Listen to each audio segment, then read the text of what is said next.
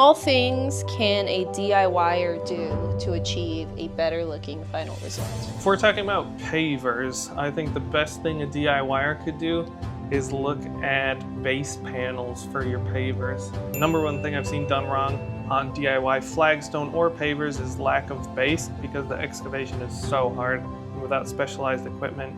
It's December 2024. This is Matt. I'm Kate. We're with Sage Landscapes. We're just going to talk about some topics we're interested in within the world of landscaping, exteriors, plants, all that. Okay, how did you get into the biz? Into landscaping? Yes. Well, I guess it started as like a summer job or just something you do when you grow up in a fairly rural community. You just help people out, and that's help is fencing or gardening or wood splitting or all sorts of outdoor chores in the summer. So my first real job was actually a golf course when I was 15 or 16. I did all the greens and stuff, so having like some mowing background eventually came in handy when I moved out to Portland to have just a place to get started with maintenance. But ultimately I moved to the nursery trades a little bit, did some time there, and then moved towards projects, and then really fell in love with the artistic aspects of the project builds and stuff like that and stuck with it. What is the largest machine you have ever flipped? Oh, flipped? Probably just the small ditch witch, the very tiny flippable ditch witch. But yeah, Nothing I managed at the to golf course? Oh yeah. Well, there was one time. So there was this I had a really mean manager. I would say stuff like, "Am I gonna make this turn or end up in the lake?" And then she would say stuff like, "Well, don't womanize it. Have I got to teach you how to drive too?" And I almost went in the lake thanks to her instruction. But the craziest karma happened when a couple days later she went into the lake and I was on another machine driving by. But I think realistically it was with Sage and it was our own machine, and you only want to do that once. It's a little nerve-wracking. So we work in landscape construction, landscape design. We see a lot of trends come and go. What landscape design trend are you ready to see go away? Probably the trend that I think will die on its own, and I'm ready for it, is as hardscapers, people want to add a lot of different types of pavers. And I just think that material drenching in a single type of stone or paver is so much nicer. And I still see a lot of hardscapers trying to jam in all sorts of odd shapes, and they've got triple borders with another inlay. And I just think some of that really busy stuff, just for the sake of being busy, is not going to stick around as a trend.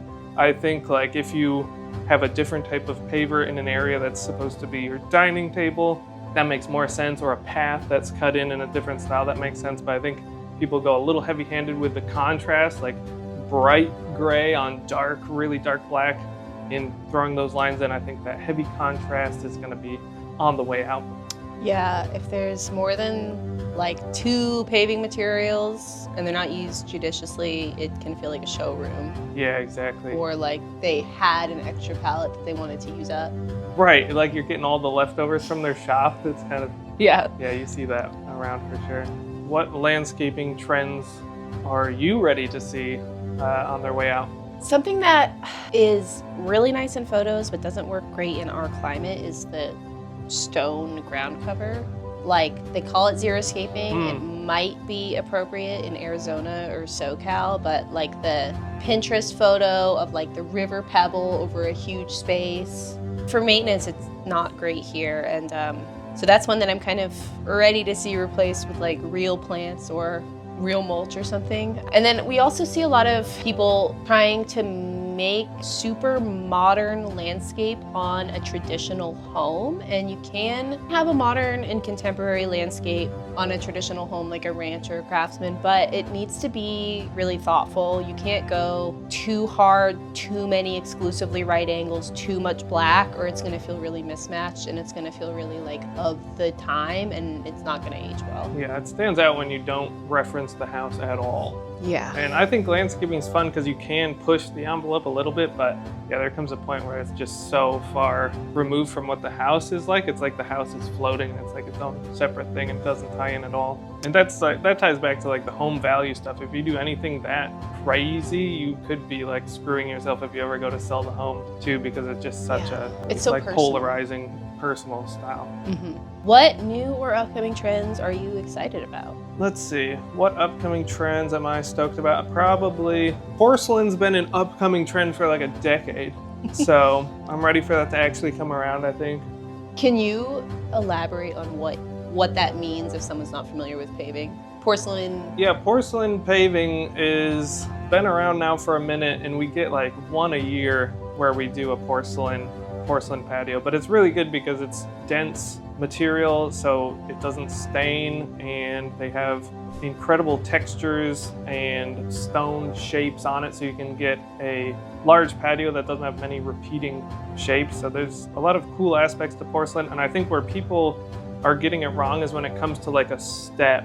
I think that's what people are nervous about, because you have to treat it more as like a tile person than a paver person. So you have to think about mitering the edges or having a coping. But yeah, I'm ready for that to come around and have some client-side demand, because we know about it and we can offer it, but it's on the high end price-wise because of its durability and stuff. And I think if it's well executed, it can be really cool. And there's just so many style options that'd be fun to play with. So yeah, I hope to see more of that. But of all the trends coming out that you've seen recently, what are you the most excited about? One that I think is going to be really accessible and make a big difference is umbrellas. I think we're going to see shade umbrellas come back in a big way. I love color, so something about a really oversized with that classic red and white or blue and white pattern on the umbrella.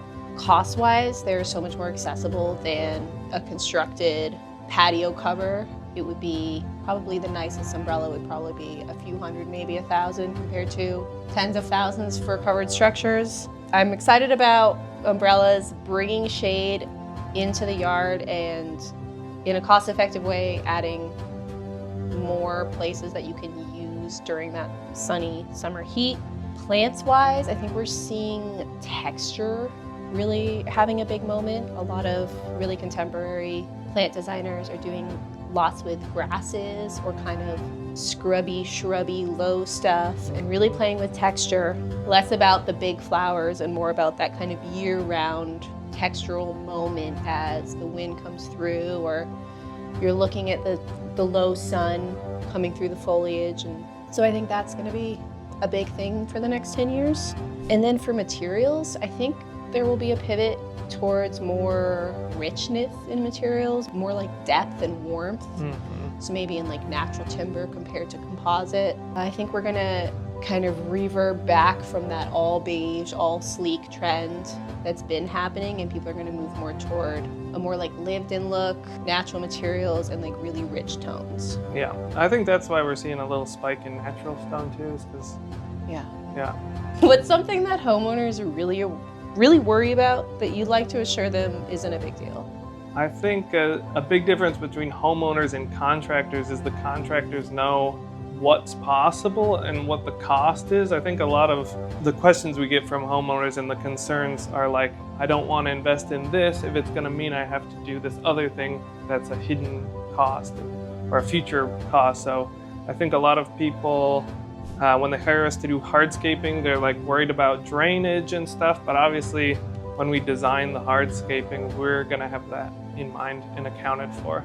So it's not that you have to get like a drainage contractor in after you do the hardscaping, like we are that grading and drainage contractor as well. So I think that's something that people don't quite understand what's in the scope of landscaping, but yeah, the drainage, the grading, the hardscape, the plants, the irrigation, that all falls within the realm of landscaping, and any reputable landscaper would be able to give that level of service. On the flip side, what's something that really concerns you that you'd like homeowners to be better informed on? What concerns me that people don't, so it's like a blind spot for homeowners that we're worried about? Sure, or like just something that you see it in someone's yard and you think that's a priority and they're not even noticing it. Yeah, for me, again, it'd probably be drainage, like people's downspouts not being directed to a safe location, or unburied downspouts close to the house. Yeah, I always sort of look at the water layer like gutters, downspouts, grading in that order, just to see where the water's coming in. And then if we're hardscaping a lot, if people are demanding a ton of hardscapes, then eventually there comes a point where you're pinching down that drainage where you don't have enough green space to handle it, and then it does become a bigger issue. So there's a point where some people just want a low maintenance yard, which is just a concrete parking lot, and there's a lot more that would go into the drainage and stuff if they wanted that level of paving. So being able to offer permeable stuff, paths, step stones that have green space, enough space for plants, I think that's nicer looking landscape design, but also functionally keeping that sponge aspect of the backyard ecosystem alive is really important. What is an area where you wish you could help temper expectations for people when they're thinking about planting their yard? Yeah, probably that would come down to gaps between plants, like open bare soil. Obviously weeding is like one of the biggest chores even in a well-designed landscape, and if a landscape design shows like one plant touching another plant, that could be 5 years down the road, so there you could still have 5 years of open ground and weeding. And then I think because we prefer efficient drip irrigation, there becomes some worry about what they can weed with and where are these pipes and how much pressure is it. So I think like having a way to show people how easy it is to repair drip irrigation and how you can move it if things change size, I think that's important. And then yeah, just being able to deal with a bit of hand weeding and stuff while plants fill in, I think that's important to people. What a plant can and can't do. So sometimes we'll have somebody show us a 1 foot wide strip on their fence line, and they'll say, I will not be open to removing any lawn, but I need something right here that's gonna grow to 16 feet in 5 years and then not grow anymore and be evergreen, but not require shearing, and it's not arborvitae. And so sometimes it feels like people want us to come up with a plant that kind of doesn't exist, or there's only a couple options, but they don't like those options. Something similar would be, okay, can you recommend me a ground cover that's gonna outcompete all my weeds, outcompete my blackberry, never require water, be okay to step on, and be evergreen? Right. And that those qualities are what makes something a weed. Right. If a plant behaves that way, that's your weeds. And I think with like the Instagramification and AI and stuff, you can just get unrealistic images and plants that just do not exist in the real world or won't behave that way in our climate. But yeah, you can definitely get that tall evergreen screening that people want to create the kind of closed-in oasis in the backyard, but you have to give it the width. You have to give plants space to get there, or it's arborvitae. Yeah, I think too there's like this side, the more that I put stuff on the internet, I realize why people are putting like inflammatory titles and like bold claims that are unrealistic. And I think that's another like negative feedback that trickles down to us contractors, is just people have this unrealistic expectation of what the plants will do in their yard, or that there's some way to get a low like if you just sprinkle a bit of compost on something, you won't have weeds for 5 years and you'll have the perfectly balanced soil, and that'll create this perfect backyard. But yeah, whatever you do, it'll affect all plants, including the weeds and stuff. So it's gotta watch out for those outrageous claims online as well. What landscape construction material are you over? Landscape construction material, probably, I mean, pink concrete gets a bad rap, but it's pretty much gone. I'm ready for that to come back in. I feel like it's coming back in because everybody hates on it so much that we've gone so grayscale, and we still do a lot of like gray tones, and I think we just do a bit less contrast. But I would say probably the split face scallop retaining wall block. I think that's just been, because of the engineering specs and the cost, it's used a lot in commercial, and I think the more something gets used in a commercial aspect, the less we'll want to be using it in residential, because it'll stand out as like, oh, that's the parking lot block or whatever. And the same with some plants. A lot of those commercial plants, like I'm even worried about the death of the Carl Forester grass, because I call it like the corporate grasscape is so popular because it's such a low maintenance grass that takes up a lot of space. I worry that seeing that in a lot of commercial settings will make it less popular. Yeah, you have to be thoughtful about the execution with that if you don't want it to be a golf course. Yeah, right. Look. What landscape construction material are you hoping to use more of the next few years? We've been using a lot of natural stone, I would love to start working with more tan tone things. So like there's some stuff out of Oklahoma and some other places where they've got kind of these buff tone, maybe sandstone things that are fun to work with, and you can work up with a chisel. I think like in vertical applications, we haven't done much of that. We've been relying on kind of cultured stone or maybe like a black and gray limestone, but I think, yeah, adding some buff tones or even like whitewash kind of look, I think there's a lot we could do there. So I'd be excited to lean into some buff tones, more travertine maybe, like if we start doing more pool decks, we could use more travertine and stuff like that. But these like really classic, timeless materials, I think would be great to keep working with. For somebody who just bought a place and they say they want to grow as much of their own food as possible. This is a really common conversation we have. What do you recommend for them that's going to be kind of an accessible but effective starting point? Right, so I guess, our job as landscape contractors and designers would be to like lead people to their goal state in their yard. So I think just giving a blanket answer would be tough, but you could say, do you want a handful of fresh fruit during the growing season, or do you want staple crops that you can store and grow all year? Like, is it the most calories you can get? Is it the priciest fruits and vegetables that are sold in the store, or is it what looks beautiful? It looks beautiful, and it's the edible landscape idea of like it's a great looking tree, but you also get persimmons, you also get feijoas, and that kind of thing. Because if it's an edible landscape brief, then you can just sub out some of these ornamental plants for something that's some of these kind of fringe edibles that look nice but also have edible fruit or nuts. Yeah, if it's calories and efficiency, we'd probably steer them toward eggs and squash. And potatoes, yeah, like corn, squash, potatoes, beans. Yeah. But I guess we're a little less involved in the veggie gardening than we used to be. But it's something people are really interested in. Yeah, still a lot of demand for raised beds, like accessible small spaces to grow your fresh herbs and greens. I think that's still pretty common and popular. And here we can grow a lot of stuff all winter, so I'm still enjoying like our parsley and kale and stuff like that. What are your favorite small, manageable actions for curb appeal? Yeah, the whole topic of like what's DIY-able and not is a bit fraught. Because you'll see stuff like... Depends on your skill set. Yeah.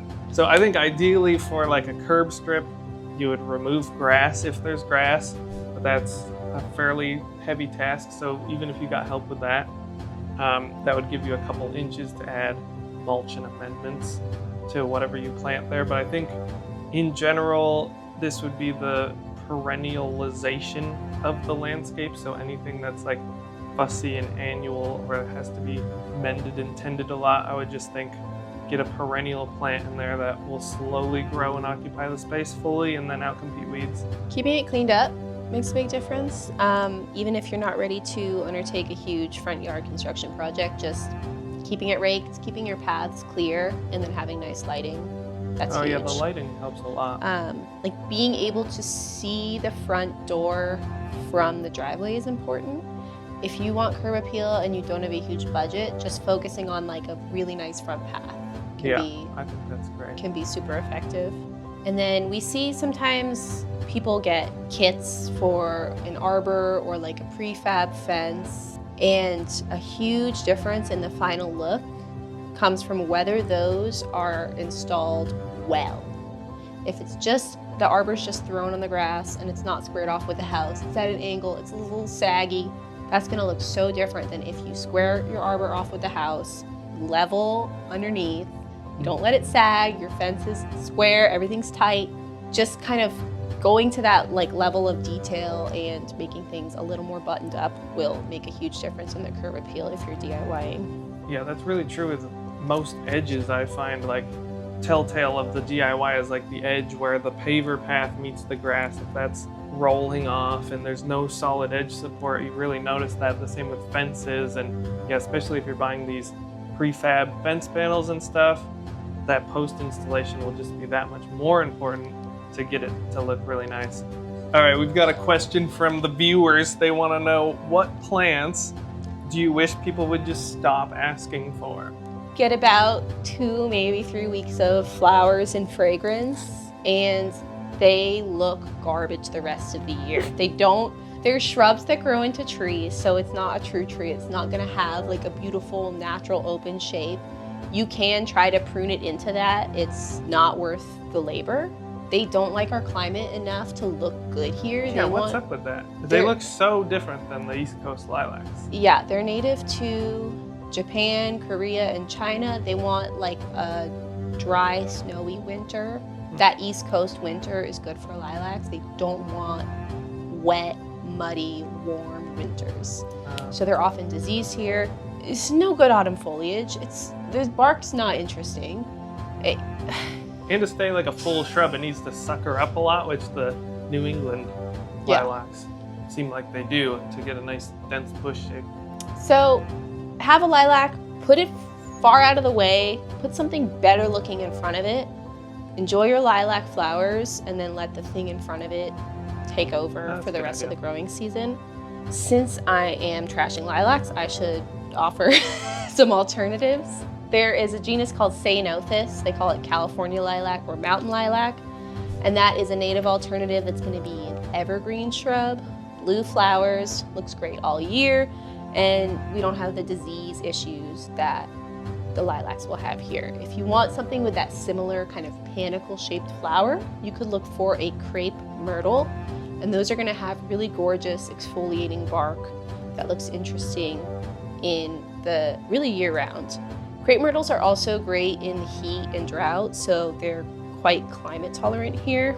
We can get sterile varieties, so you don't have to worry about it becoming invasive. They can be kind of noxious, like in the southeast. It's not really an issue here, but if that's something you're thinking about, you can find crepe myrtles that won't go to seed. And then the next plant, the live, laugh, love of plants, is lavender. I'm sorry. Oh man. It doesn't look good in the winter. It's not native, it does nothing for me. Everybody wants it. It dies if you prune it wrong. If you're gonna plant lavender, don't water it. Ignore it, let it live its Mediterranean dream, unirrigated, and enjoy it. Yeah, I think en masse they look good with like a background of grasses or something. The contrast between the purple and like a dark green looks good. But you can also get that from like lily turf or something, and that's also tighter to the ground and evergreen. Yeah, so there are other sub-shrub Mediterranean plants that we like as alternatives to lavender that if you're really growing it for the flowers, yes, you should do that and harvest them and enjoy them. But kind of as a landscape plant, Santolina is one that it's gonna have a similar growth habit, but will stay looking alive all year. Germander, thyme, sage, and artemisia would be good subs that are kind of low, evergreen, nice silvery tones, but alternatives to lavender. What plant do you wish I would stop including in designs? Oh man, the guys give you a little flack for planting a lot of green tones, but I think we'll be doing even more of that next year, from what I can tell. Well, they still have, like, all these guys came up in the early 2000s when you like couldn't do a landscape that didn't have like a blue spruce and a purple and a barberry and a yellow potentilla, and yeah, like they had to have every single color, and we just like do not do that anymore because it looks so fake. Yeah, the guys give you some flack for being too green. I would say probably we do a lot of mock orange, like the Mexican mock orange. Maybe those are, they can get really big, so it's hard to say. It takes them a long time to grow, but they get really big, so it's like in the meantime you have a lot of flex space, so that's the choisia is like the one you mean? Yeah. Not the deciduous one. not the deciduous. I would have thought you would have said the deciduous one. Where have we haven't included two. We pretty much don't unless it's like a huge property with tons of space. Like Kendra's had room for their beasts. Aren't they? Yeah. I thought you were gonna say geraniums. I used to include a lot of the like black leaf elderberry. Having pruned them and maintained them, I now like don't want them. Not so into it. Unless it's like back border stuff, like you say, like a back layered border. Yeah. Like those look really good because those flowers are just huge saucers, and the black is interesting. But yeah, in like a goth garden, it'd be cool. But they can get huge. What small things can a DIYer do to achieve a better looking final result? Okay, if we're talking about pavers, I think the best thing a DIYer could do is look at base panels for your pavers. So this will it's a way to spread out the load under the pavers without needing as much gravel. Because I would say the number one thing I've seen done wrong on DIY flagstone or pavers is lack of base, because the excavation is so hard. And without specialized equipment to move dirt and gravel is just really challenging, especially with bad access. So even us with bad access will do base panels under our pavers sometimes, or under our turf even. So I think an easy thing people could do is get your excavation to be smaller and need less gravel for your pavers, and use base panels. They'll give you a nice flat surface and spread out the load under the pavers so you don't have to dig as much. That's an easy way to get a flat surface. What is the silliest gardening product that you've seen for sale? Aside from like the actually fake scams that are just like rainbow strawberries. Rainbow colored strawberry, or pink variegated something that doesn't exist. Yeah, with the blue tulips. But I guess those are like scams. So silly things, I would think the plastic bear claws. They're like these extender mittens to pick up leaves. It's for making guacamole? Yeah, it could be if you have enough. Leaves. It's to pick up leaves. It's to make your hands big. So it's like a rake that you wear as gloves, which like sounds cool until you go to like answer your phone. It's like having like weird landscape or acrylic nails or something. It's just obnoxious. My mom sent me a link once to a pogo stick that digs a very small hole, and that has to be the silliest gardening tool I've ever seen. Was there a like you would spring back? Instead of the bottom of the pogo stick, it's like a coring bit, so you jumping on it. It's not something that you should. It digs a hole that you can dig with one scoop of a trowel. Yeah, so right. It makes no sense to be putting yourself at risk of injury like that. And who's pouring out like thousands of feet where you need like a spring-loaded shovel? So yeah, just a trowel or a bowl bogger will get you there. Yeah, we see a lot of really silly stuff, really silly tools that are quite gimmicky. If you want to know what tools you need, look in the back of a landscaper's truck. You'll notice there's only a few types of tools that maintenance crews have. They'll have duplicates, but a rake, a weeding knife, a hula hoe, sometimes a triangular hoe. Yeah, I like the triangular ones, but I like home gardening. I would use one of those hand hula hoes, the Japanese ones. They're like $10 on Amazon and they're amazing. And I do that in the vegetable gardens because it's so detailed, like around your carrots and stuff when they're real babies. But an ergonomic version of that for perennial plants is the hula hoe. I don't like the stand-up pull hoe, that angled one, because that solder joint's always really weak where the blade meets the shaft. And with the stand-up tool, you can put too much pressure on it, it breaks. So I've had better luck with the hula hoe. But I thought the bulb logger was a gimmick tool, but you got one. I got one, and it's gimmicky in the sense you can only use it for one thing. Right. But if the one thing is bulbs and you do garlic and onions and flowering onions and daffodils like I do, it's huge to have the bulb auger. Yeah. And I have it. I brought it. My other concern would be like the drill. Some drills have a sensor where if it turns, it will take away the power. So you can't like wrist yourself. Because I would think like a worse drill that's high powered, you would just be like hurting your wrists. Yeah. So the blade, like the thread doesn't start right away. There's an inch of like just like pen. So that if you're hitting a rock, it's just gonna do that on the rock. Wow. That's pretty good. So I think that's intentional. Yeah. Too many green plants. That is so funny. Hey, it wasn't even sometimes you bring a plant. It is green. Hold on. I haven't even told you the biggest burn they give. So if you bring a trailer or like a plant list and I bring it to the job, they'll say that it's puro lechugas. It's just green leafy chunks of stuff that looks like lettuce. Yeah, it's not microteach. That's so funny. But some of the what is that one that's Virginia? I've never. That could have been my bad. I have never. That's the lechugas the guys don't like. Suggested Virginia. I think it's a cool look in a rockery, but the guys give me crap because it just looks like lettuce. Yeah, that's why I always wanted to eat it. Yeah, I'm not sure you should eat that one. I don't, but the urge is there. Yeah. Like that house in Selwood. Oh yeah, I know exactly what you're talking about. It's everywhere and it looks like chunky cabbage. Yeah, it looks pretty good. Cabbage Patch Kid all the way. Here's a funny anecdote.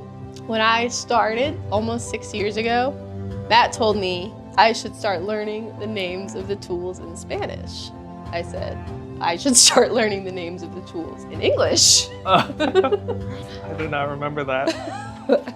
So what are some things that a DIYer can do to improve the look of their landscape without having to hire in? So keeping stuff just kind of cleaned up makes a big difference. I think leaving the leaves is great, but getting them off your paths, getting them off your lawn, and to use as mulch where they should be makes a big difference. We see a lot of like pergola kits or trellis kits, or you can even get prefab fence panels that can be so helpful and so much more accessible for people doing their own landscaping. But what's gonna make the big difference in the final result is squaring it off with the house and installing it really well. Having everything level, plumb, and tight is gonna give it that professional finish. So sometimes we'll see like an arbor that's just kind of like chucked on the grass, and so it's tilting to one side and it's at a weird angle, and it looks a little sloppy. If you just take the time to square it off with the house, level the base underneath it, it's gonna get you that really nice professional finish. Another thing that you taught me was when you're done mulching, flipping your rake over and using kind of like the back of the hand of the rake to smooth the mulch. Gotta back drag, that is a pro tip, yeah. Especially at your foundation. So having instead of a lumpy, undulating line of mulch at your foundation, having just a tight, flat line of mulch so that it's something you don't even notice, that's ideal. And if you have rubber edge, get it out. Get out of here. Get rid of it. You don't need an edge material between your bed and your lawn. You can do an edge material. If it's rubber, throw it away. Get out of here with that. Don't want to see it. Yeah, people love edge materials, and that I think is a DIY pitfall. There's so many wonky edge materials, even like cheaper aluminum ones and L-shaped things and rubber things. It's a really fraught situation because they'll sell them in sizes that either ship or fit on the shelves of the box stores, which means you have more joints, and the longer your edge line is, it's going to look uglier and uglier. That's why we use the 20-foot long flat bar steel edges for a lot of our professional installs. I think that's a trap that a lot of DIYers fall into, is feeling like they need an edge. They're really worried about the mulch going somewhere, falling over something, and I think that concern is unwarranted, and get those wobbly rubber edge restraints out of here. Big box stores will merchandise their selection to make you think you need things you don't need. That's the world we live in. That's capitalism for you. That's just how it is. And sometimes people do need that specialized tool depending on what they're trying to do. As someone who works in landscaping and whose biggest hobby is gardening, I walk through those aisles at a big box store, and most of that stuff I don't need and I can't use. Yeah, and professionally, like, we would never install. I've heard even some of that stuff that we buy from our suppliers, there's a crappier version sold at Home Depot. Like, there's a specific manufacturer run. Yeah, it's a different SKU and it's a worse product. So there's almost nothing we use from the big box stores, except for fasteners and whatever. But yeah, look out for that. They'll sell you stuff you do not need. For DIYers, planting plants is a fairly attainable task. Right, there's a few pitfalls obviously, but a simple YouTube, you can get around most of those pitfalls. But what are some plant planning tips you would give people? I have to say, number one is going to be call before you dig. If you're digging anything larger than a 1-gallon pot, even that, yeah, call. Yeah, why risk it? It's free. You can even do it online if you don't want to call on the phone. Get the utility locates done so that we're not risking it. At my home in Portland, I can tell you that the gas line was not even close to where I thought it was. So that's an example of why it's really good to call before you dig. The gas line kind of zigzagged across the lawn. It was not weird, intuitive, or predictable. For people planning their plants and doing the planting themselves, my biggest piece of advice would be to choose your plants before you go plant shopping. Do not choose your plants at the nursery. A couple, sure. Yeah, sometimes you see something, you've never seen it before, you have to get it. I can relate. Yeah. But having a list Knowing approximate quantities of what you're looking for, that's gonna make a huge difference in the final look, because when you go plant shopping at a nursery, if you don't have a list, it's gonna feel really overwhelming. As a human, you're gonna be drawn to the things that are in bloom in that moment, and that might not give you the best kind of overall plant palette if you're only choosing things that are all blooming at once. And if you're choosing one each of a few different things, it's gonna look like you had a gift card to the nursery. It's not gonna look like a styled and thoughtfully designed garden. It's just gonna look like you went to the nursery and panicked. So knowing more mass plantings then. Having things in groups, appropriate spacing, as we know. Yeah, read the back of the cards. It'll say how big, how wide. Make sure you read that, because that's full grown size. Although the tendency, then also Google it. Yeah, and also Google it. The tendency, I think, for most people is to underplant. We encourage you plant more fully, but also read the tags. You could go too far in that direction, and you could really be having to rip stuff out in just 3 years. Yeah, sometimes we'll see like the cute lemon cypress that gets planted a foot from the foundation under the roof eaves, and in 8 years it needs to be moved because it's a full-grown cypress. Another important plant tip, something we really think about a lot, is thinking beyond the flower and really thinking about the leaf shape, the foliage color, the texture, how it moves in the wind, is it interesting bark, all the non-flower qualities of a plant that are gonna make a huge difference in how your landscape looks year-round. When I first started, I didn't really understand why people planted grasses. I was like, ugh, grasses, where's the lavender? And yeah, now having worked for a few years, grasses are one of the first things I think about in terms of like framing your patio area, capturing the light, getting that breezy wind to look nice through the plants. Grasses, woody shrubs, small trees are the structure of your garden. You can think of it as like the furniture in your home, and the flowers are the postcards on your wall. If you're only decorating with flowers, it's like having a home with only tiny pictures and nothing that scales up and gives it that structure. What's something that you would recommend for people who are maybe not ready to do their whole landscape and just want to start with that curb appeal? Yeah, curb appeal is really important. I mean, that's one of the things in like the real estate world that they talk about making a really big difference. Just getting things tidied up. If there's overgrown stuff that's causing like home maintenance issues, to address that. Getting things pruned away from gutters and roofs. Things grow pretty fast in Oregon, so you got to keep an eye on that. But I would say focus on your main flow of travel. For larger properties, I have a video up about this that you can go check out here. But in general, I would focus on your main entrance, because this is the first impression of the home. So like you mentioned earlier, making that match the style of the home to some degree, doing that 100% up. You can have, like, think of concentric rings around your house of where you do less and less work, especially on larger properties. If you have like a forest edge, you can feather that down. So it's your front paths, your primary spots that you hang out and use. Those are going to be your tidiest areas. And that's a way to divide up your workload, so you're not trying to get your entire yard to look like a botanic garden necessarily. Just focus on the main entrance, have a few lines of sight from your kitchen window, maybe your back patio, that look really sharp, and then the rest can be a little bit more wild, and maybe you do a once yearly maintenance routine on some of those wilder areas. I think that's a good place to start if you're feeling overwhelmed. People like to spray stuff. What are your thoughts on insects, fungal diseases? How much are you out there spraying? What are you spraying on stuff? So some people wonder whether they should be spraying for bugs, how they should spray, what they should be doing, and I'm going to talk about this from a gardening and landscaping perspective. There's ants and termites and yellow jackets that can threaten the interior of a home, and I'm just not qualified to talk about that. But for your garden, for example, aphids are something that people really worry about. The biggest advice that I'm going to have about aphids is to just stand further back from your plant and plant more.